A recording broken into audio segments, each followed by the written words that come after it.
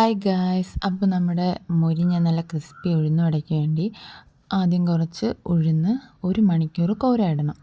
കഴുകി കുറച്ച് വെള്ളത്തിലിട്ട് വയ്ക്കണം. അതിന് ശേഷം അതിൻ്റെ വെള്ളമൊക്കെ തോർത്തി മാറ്റി വെച്ചിട്ട് ശകലം പോലും വെള്ളം ചേർക്കാതെ നല്ല കട്ടിക്ക് മിക്സിയിലിട്ട് നന്നായിട്ട് ഫൈൻ പേസ്റ്റായിട്ട് അരച്ചെടുക്കണം.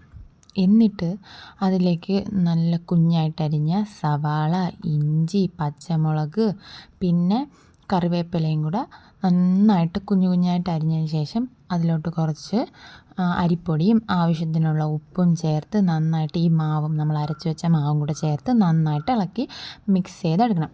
എന്നിട്ടൊരു പാത്രത്തിൽ ആവശ്യത്തിനുള്ള എണ്ണ ഒഴിച്ച് അത് നന്നായിട്ട് ചൂടാവണം. നല്ല തിളച്ച് വരുമ്പോഴത്തേക്ക് അതിലോട്ട് ഈ മാവ് നമ്മൾ കയ്യിൽ വെള്ളം മുക്കി ഇതാ ഈ വീഡിയോയിൽ കാണുന്നത് പോലെ കയ്യിൽ വെച്ച് ഹോളുണ്ടാക്കി എണ്ണയിലോട്ടിടണം. ആദ്യം എനിക്ക് അച്ഛനാണ് എങ്ങനെയാണ് വട ഇടാനുള്ളതെന്ന് കാണിച്ചു തന്നത്. അതിന് ശേഷം രണ്ടാമത് എൻ്റെ ഊഴമായിരുന്നു.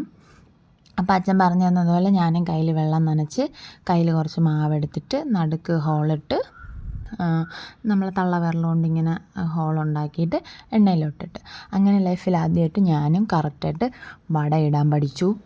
ഉഴുന്ന് വട എൻ്റെ ഫസ്റ്റ് ട്രൈ ആയിരുന്നത്. അതിന് ശേഷം അത് നന്നായിട്ട് ആ എണ്ണയിൽ കിടന്ന് ആദ്യം ഇളക്കാൻ പാടില്ല, പൊടിഞ്ഞു പോവും.